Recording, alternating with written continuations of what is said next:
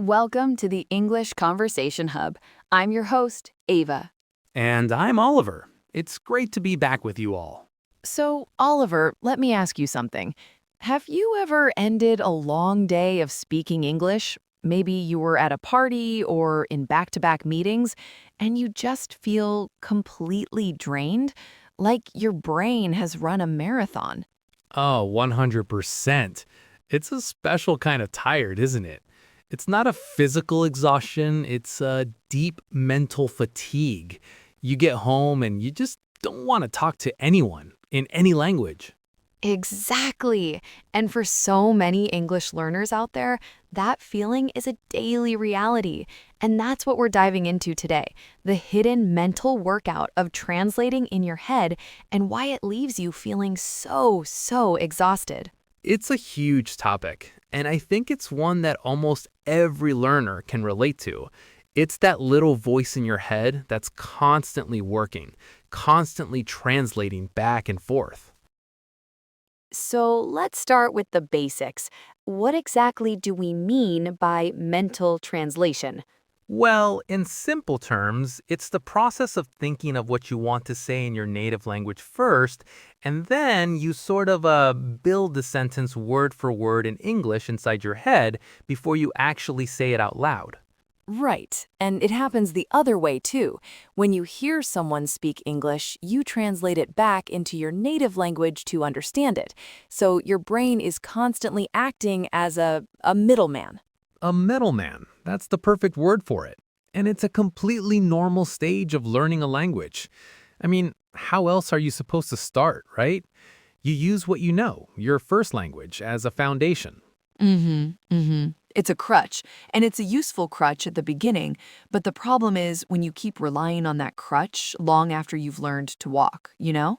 Yeah, because it creates that lag, that little pause before you speak while your brain is furiously shuffling words around. Have you ever been in a conversation where you have the perfect response, but by the time you've translated it, the moment has passed? Oh, all the time, especially with jokes.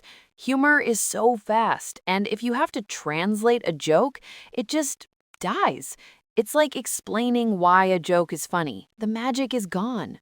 Exactly. The magic is gone. And I think it's important for our listeners to know that if this is you, you're not alone. This is probably the most common hurdle in language learning.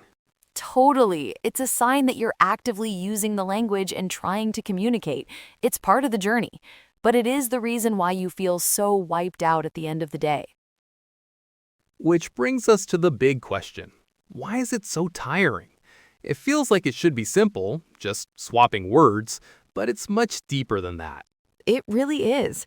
I was reading about this, and the cognitive load is immense. Think about it. When you speak your native language, you're doing one task. You have a thought, and it comes out as words. It's automatic.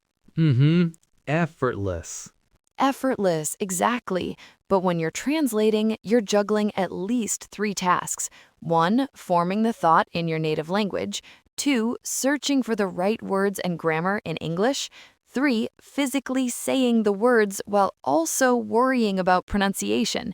Your brain is doing triple duty. That's a great way to put it. It's like trying to run three different software programs on a computer at the same time.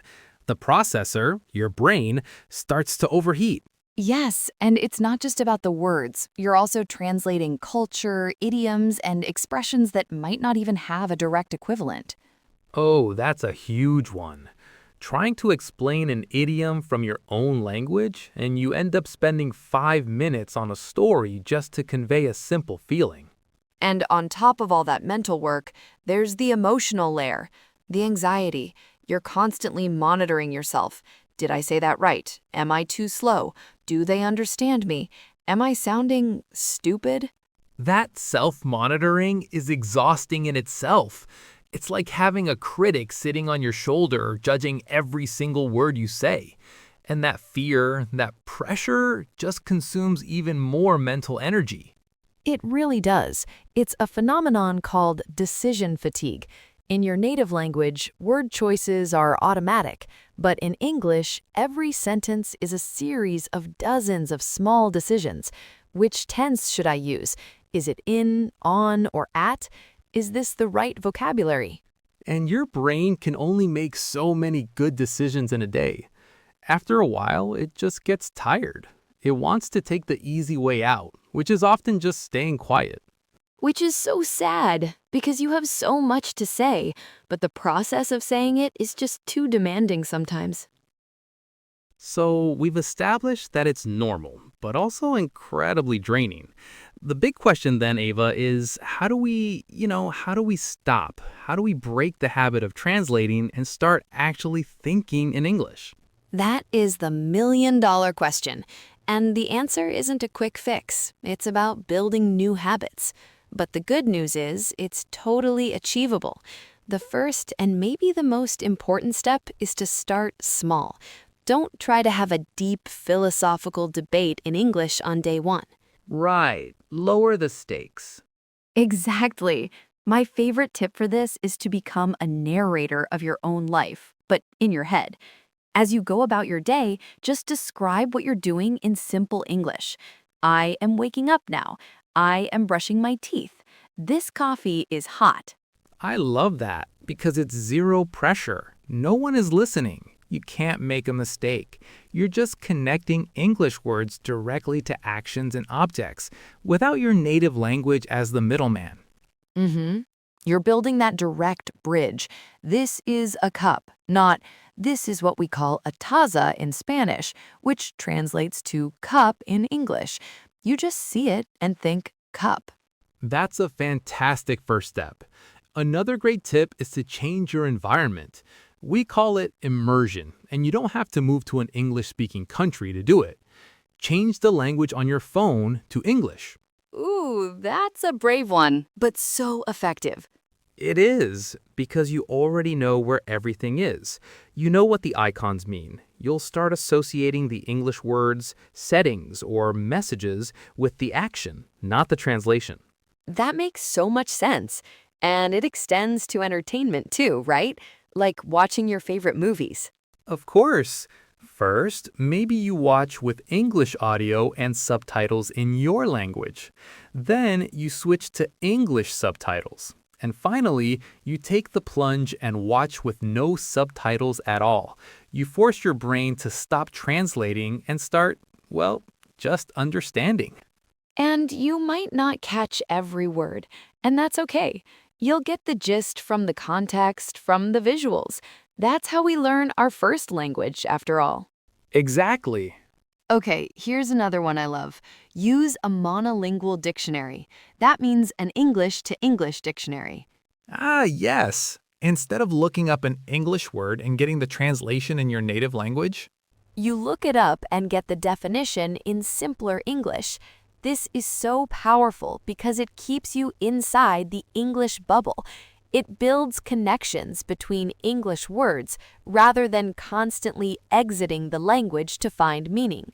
you learn that exhausted means very tired, not just the word for it in your language. It creates a web of knowledge, which is much stronger. My final tip would be to just talk, even to yourself.